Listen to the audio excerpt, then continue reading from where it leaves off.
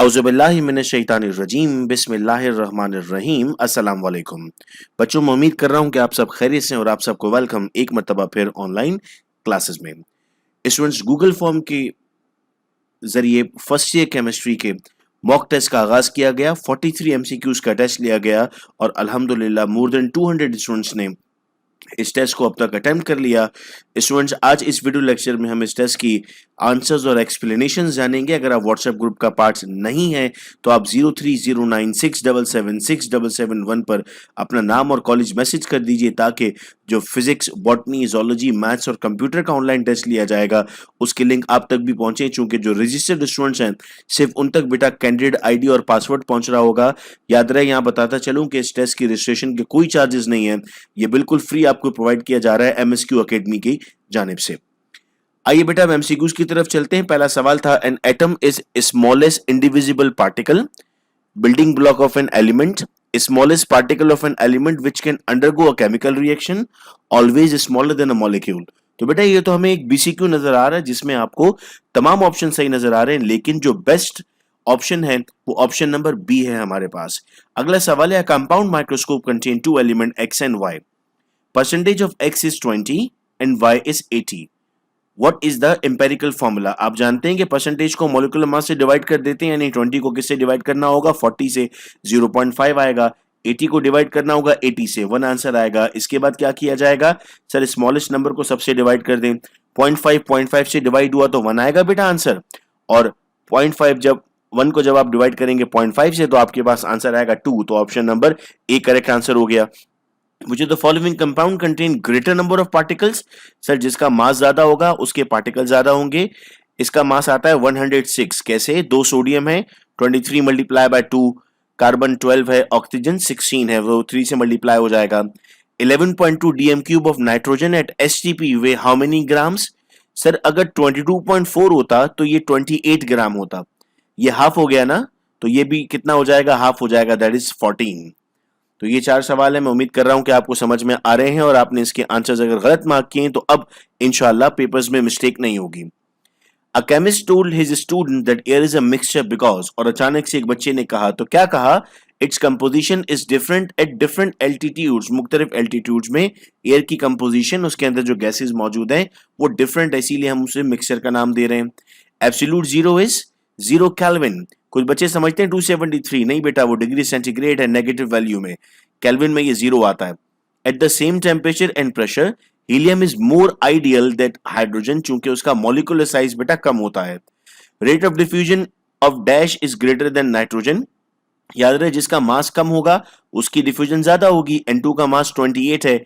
इन सब के जब मास आप कैलकुलेट करोगे बेटा तो CH4 ही का मास है जो सबसे कम आता है 16, तो ये सही जवाब हो जाएगा हमारे पास। फिर बेटा सवाल आता है हमारे पास, honey contain glucose and fructose, it has greater viscosity. क्यों विस्कोसिटी ज्यादा है, चूंकि सर इसकी शेप इरेगुलर होती है और इनके दरमियान स्ट्रॉन्ग इंटरमोलिकुलर फोर्सेज होती हैं। A gas expand at constant temperature, expand का मतलब होता है फैलना, कांस्टेंट टेम्परेचर का मतलब है आप बात कर रहे हो बॉयल्स लॉ की, तो सर जब बॉयल्स लॉ में वॉल्यूम बढ़ता है तो प्रेशर क्या होगा, प्रेशर डिक्रीज होगा sir. If pressure on a gas is increase from 2 to 4, अगर प्रेशर बढ़ा है 2 से 4 मतलब डबल हुआ है, तो वॉल्यूम क्या होगा सर, वॉल्यूम हाफ हो जाएगा, यानी 4 से 2 हो जाएगा, 4 litre to 2 litres. The value of R depends upon, value of R किस पे डिपेंड करती है सर, टेम्परेचर पे भी करती है, प्रेशर पे भी करती है, वॉल्यूम पे भी करती है। तो जवाब बन गया हमारे पास ऑल ऑफ द अबव। फिर क्वेश्चन है एसआई यूनिट में आर की वैल्यू क्या है, तो सर आर की वैल्यू होती है 8.313 जूल्स पर मोल पर केल्विन, यानी option number A.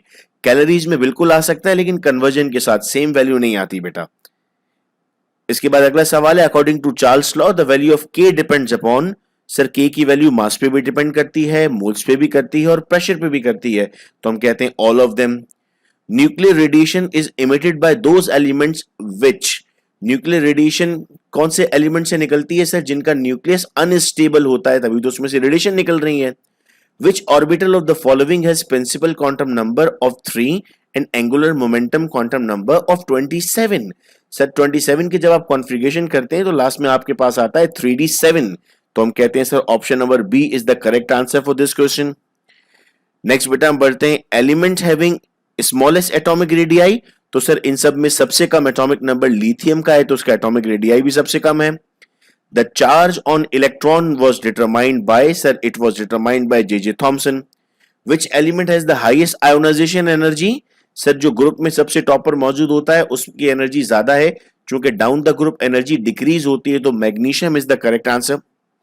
The electrode at which electron leave the electrolytic solution, electron मिल रहा है हमें, इसका मतलब माइनस वाले जो ज्यादा है वो इलेक्ट्रॉन देते हैं, तो वो तो एनोड के पास आते हैं बेटा। अगला सवाल है, what is the state of hybridization of carbon in ethylene, C2H4 है तो बेटा इसकी हाइब्रिडाइजेशन होती है sp2। Which of the following will have the largest dipole moment, बेटा जिसकी इलेक्ट्रॉन नेगेटिविटी ज्यादा होगी उसकी डायपोल मोमेंट भी ज्यादा होगी, तो HF की डायपोल मोमेंट सबसे ज्यादा होगी। According to the VSEPR theory यानी valence shell electron pair repulsion theory, molecule with general formula AX3E, sir AX3E का मतलब है कि इसमें टोटल आपके पास 5 एलिमेंट्स मौजूद हैं, तो ये ट्राइगोनल पिरामिडल शेप आपको देगा। विच of the following best statement is correct, sir इसमें सारी बातें ठीक लिखी हुई हैं। ग्राउंड स्टेट इलेक्ट्रॉनिक कॉन्फ़िगरेशन में वो स्टेबल है, इनर्ट गैस कॉन्फ़िगरेशन में स्टेबल है, और अगर उसका आउटर मोस्ट कंप्लीट है तो वो स्टेबल है, तो all of them are correct. फिर सवाल है, energy can neither be created nor be destroyed, sir ये तो फर्स्ट लॉ ऑफ थर्मोडायनामिक्स की स्टेटमेंट है। फिर कहा जा रहा है, chemist heated a balloon by supplying 600 joule of heat, Q plus हो गया बेटा आपके पास। The balloon expand doing 200 joule of work, W minus हो गया, 600 में से 200 माइनस कर दें तो प्लस का 400 बेटा आंसर आ जाएगा आपके पास। Melting of ice at room temperature is a spontaneous endothermic reaction, चूंकि फौरन हो जाता है तो इसे स्पॉन्टेनियस कह रहे हैं, और एनर्जी एब्जॉर्ब हो रही है तो एंडोथर्मिक कह रहे हैं। Homogeneous mixture is called as, sir it is called as solution. Next question पे आते हैं, 0.5 molar solution of NaOH contain how many grams of NaOH, बेटा अगर 1 मोलर होता तो आंसर 40 आता, चूंकि Na का 23, O का 16 और H का 1 है, ये 20 आ गया, तो इसका आंसर क्या बन जाएगा आपके पास, 0.5 से 20 हो गया, बी ऑप्शन सही हो जाएगा बेटा। मोल फ्रैक्शन हमेशा बेटा 1 के बराबर होता है, याद रखना, तो it's option A. The mass of Na2CO3 required to make 1 litre of 1 molar, 1 molar की बात कर रहा था तो मास हो गया इसका 106 ग्राम। अगला सवाल है, buffer is a solution which resist the change in pH, ये पीएच को चेंज नहीं होने देता। नेक्स्ट क्वेश्चंस की तरफ बढ़ते हैं बेटा। नेक्स्ट क्वेश्चन हमारा है क्वेश्चन नंबर 33। इसमें हमसे सवाल पूछा गया, an unknown acid is present in a container if the acid is weak, बेटा याद रखना जब एसिड वीक होगा तो उसकी पीएच भी ज्यादा होगी, और पीएच ज्यादा होगी तो पीके वैल्यू भी ज्यादा होगी, मतलब अगर 1 है तो एसिड आपका स्ट्रॉन्ग है, अगर 6 है तो एसिड आपका वीक है।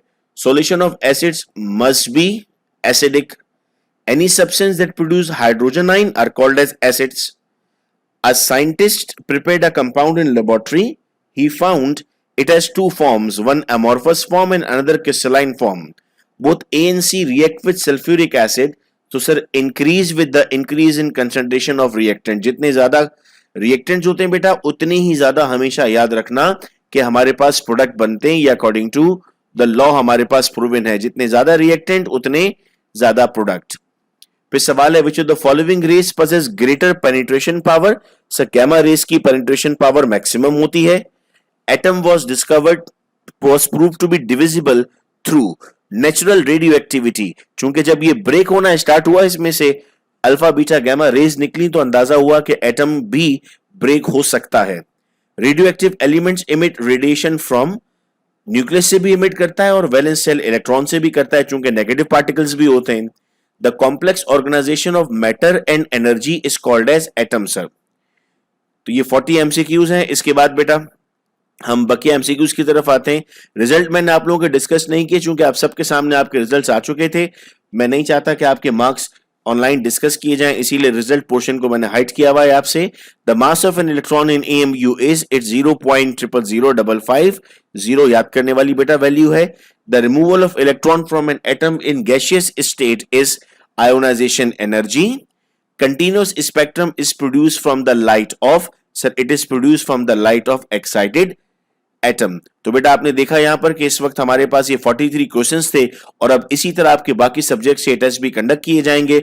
आप सब लोग व्हाट्सएप ग्रुप का पार्ट बन जाइए ताकि आपको कोई प्रॉब्लम ना हो और तमाम के तमाम लिंक्स आप तक पहुंच रहे हो। बहुत शुक्रिया बेटा इन वीडियो लेक्चर्स को सुनने का। अपना बहुत ख्याल रखिएगा आप सब लोग। अल्लाह हाफिज।